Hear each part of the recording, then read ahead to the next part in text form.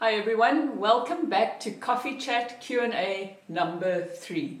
We are absolutely loving doing this and we really appreciating all the comments and questions, so please keep them coming. Yeah, amazing. Yeah. So today is a question from our good friend Jay, who's commented a lot. Her and her husband are about to turn 60 and they want to know what our thoughts are on should they downsize. They've got a very big house with I think a third of an acre property, they said, a big driveway to shovel snow in winter, something we can't comprehend. No. And a lawn to mow as well. Yeah, so they want to know our thoughts. What would we do or what would we suggest? And I mean, like my immediate thought was sell.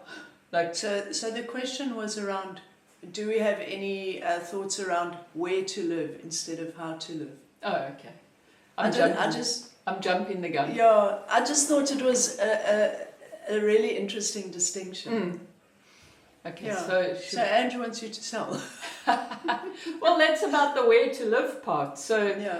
Yes, like, you know, how to live, we talk about that a lot with minimalism, but where to live is so important. And yes, immediately I thought just sell, but also we'll talk more about that. But then there's also a Dan Deatra, you might know him. He's the guy who studied the blue zones of the world, where the longest lived people live and live the healthiest. How healthy are you living, Boise? Very healthy. So healthy that my bowls are empty. Yes, so you were saying that Dan Deatra talks about where to live. Yeah, so he first showed where people live the longest and are the healthiest, and then he turned his attention to the happiest people in the world, and there are places in the world where people are happier than other places. So he says absolutely emphatically, where you live matters. Yeah. And you can be like somewhere in the United States and not so happy, but if you move to a place like Boulder, Colorado, which is proven to be one of the happiness spots, and there's another one in California that I can't remember the name of. I'm going to link to the article. It's so interesting. Super interesting, yeah. But he says, you know, if you can move to those kind of places, but also to live near nature, live near water. Well, I mean, you can just decide what your favorite things are in life or in the world, you know. Maybe you really love going to the theatre or going to movies, you know, or game night or whatever it is, and then you pick a place that is there. Or maybe you love trees, and then, you know, like we chose our place for the garden. And also, Ange mentioned it earlier when we were chatting, the social aspect is so important when you really focus on aging with intention, you know, to keep all that grey matter going and to keep you in a place where you're presentable to other people. Yeah. And then we were also talking about an ex-landlord of ours. We rented a cottage for him, and he had a really beautiful big house and big garden that was his pride and joy. And he was quite a sprightly, spry dude in his early 80s. But in the end, he couldn't keep the place up. So even if you're a homebody who loves your home and your garden and stuff, I think it's still worth downsizing to a smaller place that you're not eventually pushed into a corner, because like he was being stubborn and his kids could see what was happening. Yeah, he couldn't his absolute love and focus was the garden. So the garden was like a Garden of Eden. It was fantastic. It was beautiful. But the house, he couldn't maintain the house. Yeah, so they had to move him, unfortunately. Yeah, so sad. And the other thing I thought about is that, like, when you're in your 20s, people sort of encourage you to be free and easy and go and live your life. And I feel like it should be the same on the other end. When you reach your 60s, now you've raised your family, you've done your work, it's time for you to enjoy this next phase. And you want to be unencumbered to really embrace it fully. Yeah, to know that you can do what you want. So either downsizing, or the way we've done it is not actually owning anything. Well, hopefully soon, you know, when we sell Florrie, our car, we won't be owning anything. then you're free to do what you want, you know? Yeah, it's a lock up and go kind of a scenario. So hopefully that gives you something to at least think about. Yeah, and thank you for such an insightful question. Yeah. It was good for us to think about it as well, and just to pull in all the other knowledge points, you know? Yeah, Dan Buettner is so interesting. If you haven't heard, both those books are really good. And the article which we'll link to is fascinating. So there's a lot of research there to soak up. Exactly. So some time back, Deatra asked us about what our skincare routine is.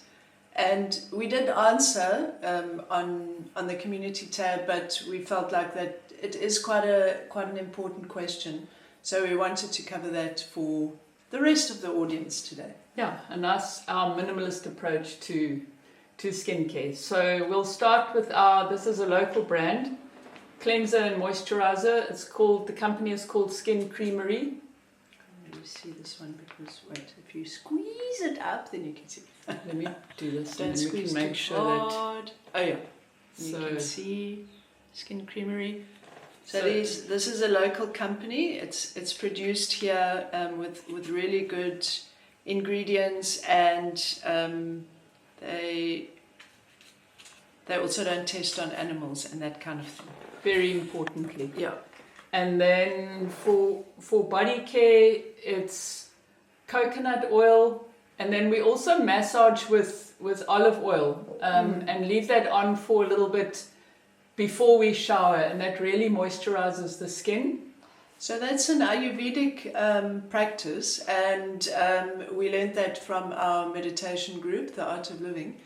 And it also performs a kind of a detox, a body detox. So if you make it warm, massage it on 10 minutes, as Ange said, and then shower, it's amazing.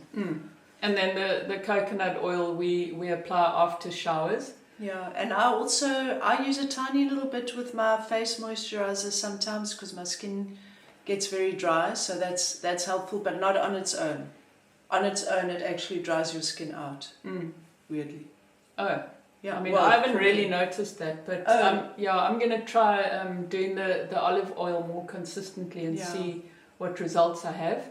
Yeah, that's amazing. Yeah, but I mean, basically the idea with this is that to avoid the parabens and all the weird stuff that that go into these chemicals, these moisturizers and things. And then our cleanser is also, I was just thinking, our body wash is also a very basic local brand. They're called Earth Sap. Yeah. So and it's the same story. Very, very basic ingredients and no troublemakers in there. Yeah. And then for sunscreen, because it does get very hot here and you do have to protect yourself, it's from the Art of Living ashram. It's called Sri Sri Tattva, named after our guru, Gurudev Sri Sri Ravi Shankar. There we go, big name. Anyway, I don't even know what what do you call it, the factor? No, I don't know. I don't think that it doesn't have not one like that, because they don't regulate it. So it just works. I mean, we used it in India. We used it on the farm. It's we use amazing. It when we go hiking. We've still got like 2 or 3 of these tubes. In summer, we always have one in our backpack side pocket, because you don't want to get caught here walking in the sun, because you're going to get burnt. Yeah. So, and this stuff is absolutely amazing. It's got a much longer iffy ingredients list, but it comes from the ashram. So there's blessings in there. Yes, woo-woo if you want. Yeah. It's from our guru, and it works works so well. In fact, Sri Sri Tattva have a whole range of, and I think you can get it internationally as well. Yeah. We can leave a link in the description. Yeah. But Sri Sri Tattva is the bomb. It's the bomb. Yeah. So that's our skincare routine. Yeah. I think that's it. Yes. I mean, besides what you put in, you get out. You need to hydrate well, and you need to eat properly. But yeah, on the outside, topical. This is how we do it. Yeah. Our minimalist approach. Yeah. So are we going to do a short and sweet coffee chat this week, or are we going to look for other things to talk about? No, I think that's it. I don't think it was that short, actually. Probably it was pretty not. Sweet, Yeah. though, eh? What do you think? We are such chatty Cathys, it probably wasn't that short. Waffle, eh? Waffle expert 1 and 2. Actually, number 1. Hey! It can waffle a bit. So can it. Anyway, squabbling on camera. Yes. As always. Hope you enjoyed the video. Please leave a comment if you've got a question that you would like us to waffle about. Yes. In a future video. Until next time, stay healthy, stay minimal, And age with intention. Bye-bye.